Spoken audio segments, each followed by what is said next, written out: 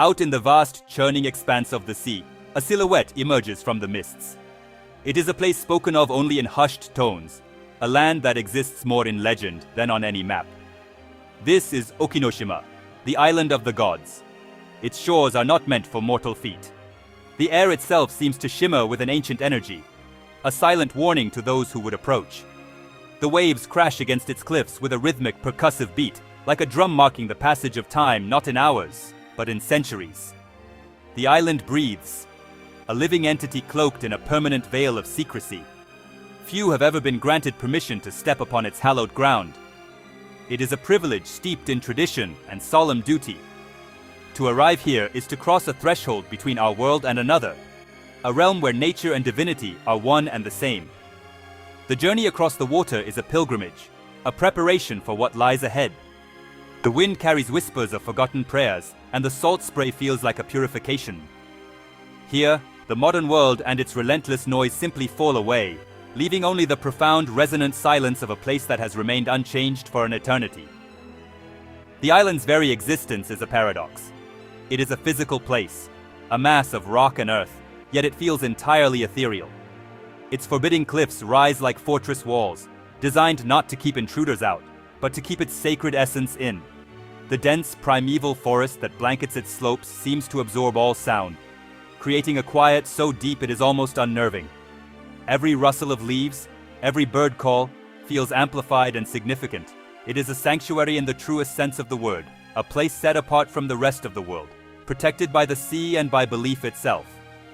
As one draws closer, the island does not become clearer, but more mysterious. The mist clings to the trees, blurring their shapes and softening their edges. It is as if the land itself is reluctant to be seen, preferring to remain a half-remembered dream. There are no harbors here, no welcoming shores.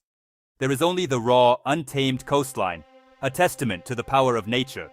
To be here is to feel incredibly small, a fleeting visitor in a realm governed by forces far older and more powerful than humankind. The island does not invite you in, it merely permits your presence. If you found this journey into the unknown as captivating as we did, be sure to subscribe to our channel for more stories from the world's most mysterious places. Your support helps us bring these hidden wonders to light.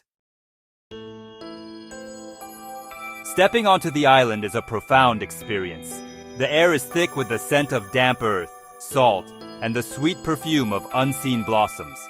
It is a fragrance of pure, unadulterated nature. The ground beneath one's feet feels soft, a deep carpet of fallen leaves and moss that has accumulated over countless seasons. This is a world that has never known the plow or the pavement. Every tree, every stone, every blade of grass is exactly where nature intended it to be. The forest canopy is so dense that sunlight struggles to pierce through, dappling the floor in shifting patterns of green and gold. The wildlife here knows no fear of humans. They are the true inhabitants of this sacred domain. Sea eagles glide on the thermal currents overhead, their piercing cries echoing through the silent valleys. Their gaze is watchful, ancient.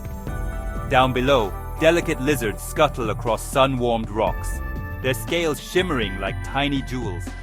The island is a haven, a living museum of species that have thrived here in complete isolation. Their continued existence is a testament to the profound respect that has kept this place pristine, a world apart from the relentless expansion of human activity. The sounds of the island form a complex natural symphony. There is the constant, gentle sigh of the wind moving through the towering trees, a sound like a slow, deep breath. The rhythmic crash and retreat of the waves against the shore provides a steady, hypnotic percussion. Interspersed are the calls of birds, a language of clicks, whistles, and songs that fill the air with life. Listening closely, one can almost feel the heartbeat of the island itself, a slow and powerful pulse that resonates through the very ground. It is a soundscape of perfect, uninterrupted harmony. Everywhere you look, life flourishes in its most vibrant forms. Mosses of an impossible green cling to the bark of ancient trees, their textures like velvet. Fungi of strange and beautiful shapes sprout from decaying logs, part of the endless cycle of death and rebirth that sustains the forest. The colors are deep and rich, the dark, fertile soil, the emerald green of the foliage, the deep blue of the surrounding sea. It is a world of incredible detail and overwhelming scale, a reminder of the sheer, untamed beauty that our planet can produce when left to its own devices. This island is more than just a nature preserve. It is a place of deep spiritual significance. The entire island is considered a deity, a god in its own right. As such, strict rules govern the behavior of anyone who steps ashore.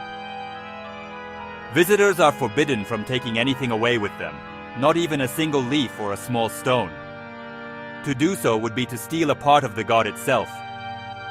Likewise, nothing from the outside world can be left behind. The sanctity of the place must be maintained in its purest form, unblemished by the mundane. One of the most profound and mysterious traditions of Okinoshima is the absolute prohibition of women. This rule is ancient, its origins lost to the mists of time, though it is tied to deeply held beliefs about ritual purity. The island's spiritual guardians have always been men, and this tradition continues unbroken. This restriction adds to the island's profound sense of otherness, marking it as a domain governed by laws that are not of our modern world. It is a place where ancient customs hold absolute sway, a living link to a past that is almost impossible for us to comprehend. Before setting foot on the island, all male visitors must perform a purification ritual. They must strip naked and wade into the cold, bracing waters of the sea. This act, known as misogi, is a symbolic cleansing. It is meant to wash away the impurities of the outside world, preparing the individual to enter a sacred space. It is a humbling experience, a surrender of the self before the divine. Only after this ritual is completed can a visitor be considered worthy of walking on the hallowed ground, their body and spirit purified for the encounter that awaits. The island is dotted with hundreds of sites where offerings have been made for centuries. These are not grand temples, but simple, unassuming places. A clearing in the woods, a flat rock overlooking the sea. Here countless treasures have been left as gifts to the gods. Ancient mirrors, delicate beads, and golden rings have been discovered, lying exactly where they were placed generations ago. These offerings were not meant to be seen by human eyes again. They were a direct communion between humanity and the divine, a silent testament to unwavering faith, left to be reclaimed by the nature of the island itself. For most of the year, a single Shinto priest is the island's sole human inhabitant. He is the guardian, the caretaker of this sacred realm. His life is one of solitude and devotion, dedicated to performing the daily rituals that honor the island's deities. He lives in a small, simple shrine, his existence intertwined with the rhythms of the seasons and the tides. His duty is to watch over the island, to protect its sanctity, and to ensure that the ancient traditions are upheld without fail. It is a profound responsibility, a life lived in service to something far greater than oneself. The priest's days are marked by prayer and quiet observation.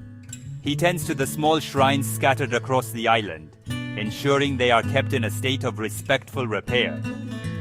He makes offerings of food and sake, continuing a dialogue with the gods that has spanned over 1,000 years. His presence is a quiet, constant affirmation of the island's holiness.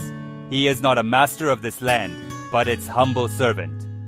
He walks the same paths that generations of priests have walked before him, his footsteps adding to the faint trail of devotion that winds through the ancient forest. The role of the guardian is a lonely one, yet it is filled with a deep sense of purpose. He is a bridge between the spiritual world and the physical one. His isolation is not an emptiness, but a fullness, a state of being completely immersed in the island's powerful presence. He learns the language of the wind, the patterns of the stars, and the subtle shifts in the sea. He becomes a part of the island's ecosystem, as much a fixture of the landscape as the ancient trees and the calling birds. His life is a testament to the power of faith and the endurance of tradition. Once a year, a small number of men are permitted to visit for a special festival, They arrive not as tourists, but as pilgrims. They come to pay their respects, to participate in the ancient rituals, and to reaffirm their connection to this sacred place. Their visit is brief and highly structured, every action governed by centuries of protocol. They too must undergo the purification ritual, and they must maintain a reverent silence as they move through the island. Their presence is a temporary intrusion, a fleeting moment of human activity in a place that belongs to the gods and to eternity. As the time comes to depart, a feeling of deep reverence lingers. Leaving Okinoshima is like waking from a powerful dream. The world outside, with its noise and its haste, seems distant and unreal. The island remains behind, shrouded once more in its protective mist, its secrets held tightly within its forested slopes. One is strictly forbidden from speaking in detail about what they have seen or experienced on the island. The mystery must be preserved. The sacredness of the place depends on its secrecy, on its existence beyond the reach of casual curiosity. The silence that was so profound on the island follows you back across the water. It is a silence filled with the echo of waves, the rustle of leaves, and the weight of unspoken history. The experience changes you. It instills a sense of awe for the enduring power of nature and the depth of human faith. To have walked on that ground is to have touched something timeless, something that exists outside the normal flow of human events. It is a memory that settles deep within the soul, a quiet reminder of a world that is hidden, but not gone. Okinoshima is a testament to a different way of seeing the world. It is a place where divinity is not found in a building, but in the land itself, in every rock, every tree, every drop of rain.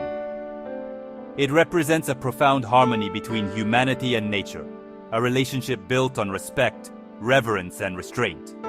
Its continued protection is a victory for the sacred, a quiet defiance against a world that seeks to explain, to conquer, and to possess everything it finds. Here, some things are meant to remain unknown, and that is the source of their power. The island will continue its lonely vigil in the sea, its secrets guarded by the waves and the wind.